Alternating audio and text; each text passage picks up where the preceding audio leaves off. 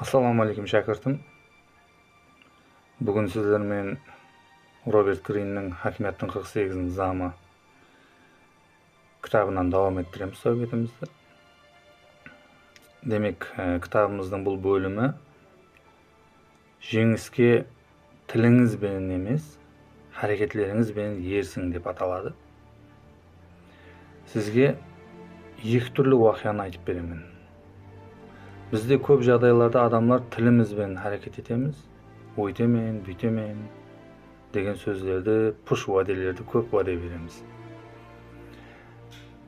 Aytgan so'zlarimiz amalga aspay qolgan vaqtida uyalib qolamiz, jamiyat oldinda va'dasida tura olmaydigan bir vafosiz kishiga aylanib qolamiz.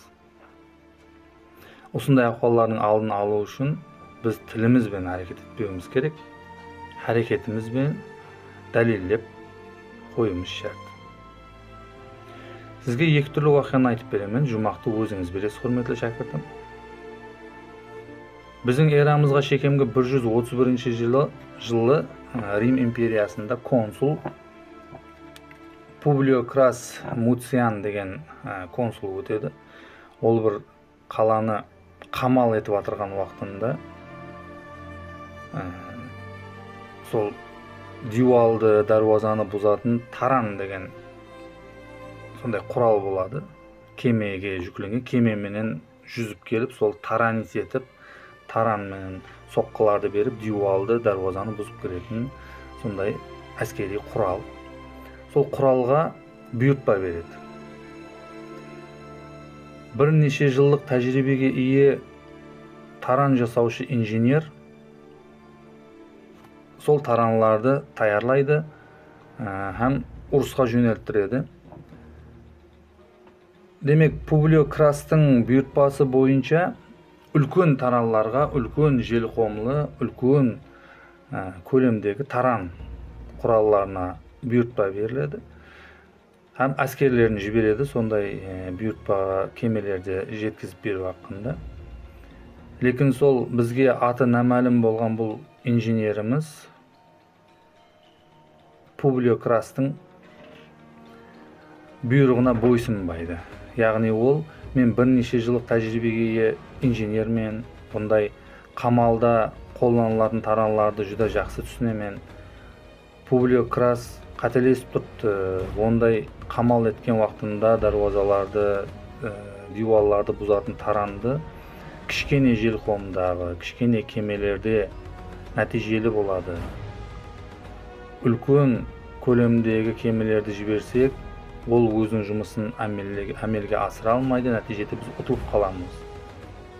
Men kichkinalarini jiberaman deydi. Sonda oған bargan askerler maslahat etadi, siz bizning asker basımız bilen hazilleşmeyin, onun aytqanına qarşı bolmang, onun xarakteri juda ağır adam, siz aytqanını qilmasanız sizni qattiq jazalaydi. Siz bergen buyurtmaсын жеткерің. Үлкен деп айтты ма, үлкен көлемдегісін жіберің. Дегенде яқ деп бұл инженер өжетлесіп, айтқанынан қайтпайды, мен білемен бір неше жылық тәжірибеге иемен деп кішкене көлемдегі кемелерді жібереді. Қамал давам етіп отырған уақытында кемелер бuyurtma бойынша жетіп келеді, сол таран жүкленген кемелер. Бұны көрген Publio Cras қаттыға ашуға мініп, хәттекі сол қамал етіп отырған саваш майданын да есінен шығарып қояды. Тек қана оның ойында бір ғана нәрсе, сол инженерді тауып, жазалауды ғана ойлап қалады. Нәтижеде дұшпан тарапқа жәрдем күшлері келіп, осы ұрыста оттырып қояды, қамал етілген қаласын иелей алмай қалады. Бар күнәні сол инженердің мойнына жүктейді. Кереклі сол аспап үскенелерді құралларды жеткізбегендігі үшін айыптайды. Инженерді алдына келтіруді бұйырады. Жолда кетірганда ол инженер қалай пікірлейді? Әлбетте мен өзім пікірімнен қайтпаймын, туыры түсіндіремен керек болатын болса, сол консулымыз мені сыйлап та қояды, дұрыс әрекетім үшін, менің ниеттерімді дұрыс бақылайды деген ойларда келеді. Келгеннен кейін не үшін менің бұйыртпамды үлкен размердегілерді соратқанды сен бұйрығыма қарсы болып, кичкенелерин жиберип сен неге деген суроо бергенде және сол алдыңғы аскерлерге айткан сөздерин кайталап айтып өзүн аклауга тийишеді. Үлкөнү бул сапасыз еді, үлкөнү менен биз эч кандай бул камалды амелге асыра алмаган болар едик. Bunday жагдайларда кичкенеси натижелерек болады, һәм бизге пайда келтиреді, жакшы натижелерди береді деп уәдесінен, сөзінен кайтпай тура береді. Публио Крас оның сөздерін акырына чейин естип болгандан кийин сол тарихта аты намаалим болгон инженерди өлүм жазасына буйруп жиберет. Бул биринчи вакыямыз. Экинчи вакыя султан һәм уәзір хакында болады. 30 жылдан аслам уәзір султанга кызмет эткен экен. Ол жуда хадал, минеткеш, эч кандай жалган сүйлөмейтин bir пакизе инсан болгон экен. 30 жылдан аслам султанга сондай садыклык менен кызмет эткен экен, эч кандай кыянет деген нерсени оюна да келтирмеген. Халал иштеген экен. Табии, bunday halal, haqiqatты жакшы көретін инсанлардың душманлары оға да көп болады. Сарайда да табылады оның душманлары.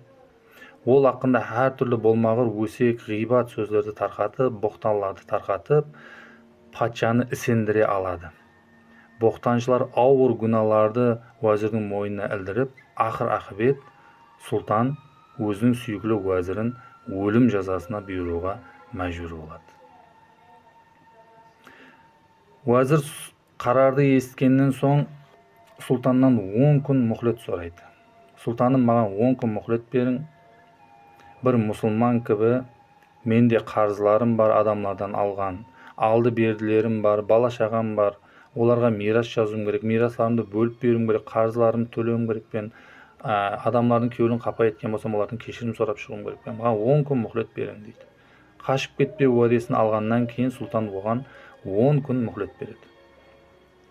Бұл үйіне барады да 100 динарды алып, патшаның сол ит бағарына барады. Сол заманлары султан өлім жазасына бұйырылған инсанларды итке талатып өлтіреді екен. Бұл жаза түрі жүда қорқынышты болып, итлер ғажып өлтіреді екен адамды. Сондай ауыр жаза түрі менен адамлар жазалайтын болған.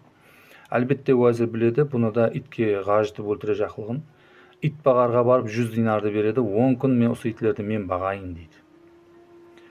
Сөйтіп уәзір өз қоллары менен сол жыртқыш, қанқор итлерді өз қоллары мен мехір беріп, өз қолы мен ауқатландырады.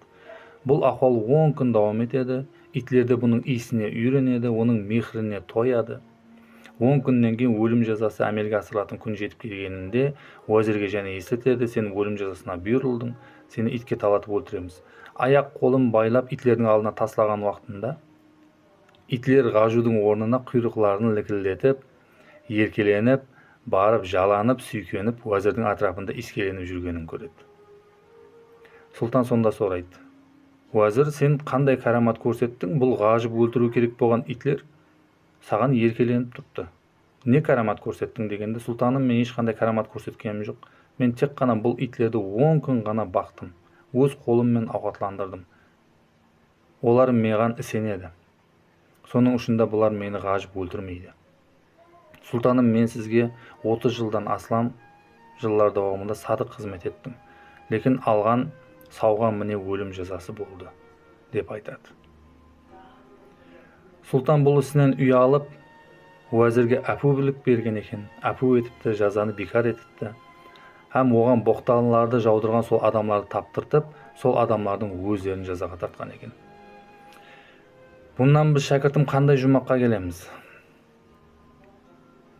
Жоғарыдағы бірінші жағдайдағы таранды жаратушы инженерге ұқсап тілімізбен әрекет етіп, жазаны алып қоймасылығымыз керек.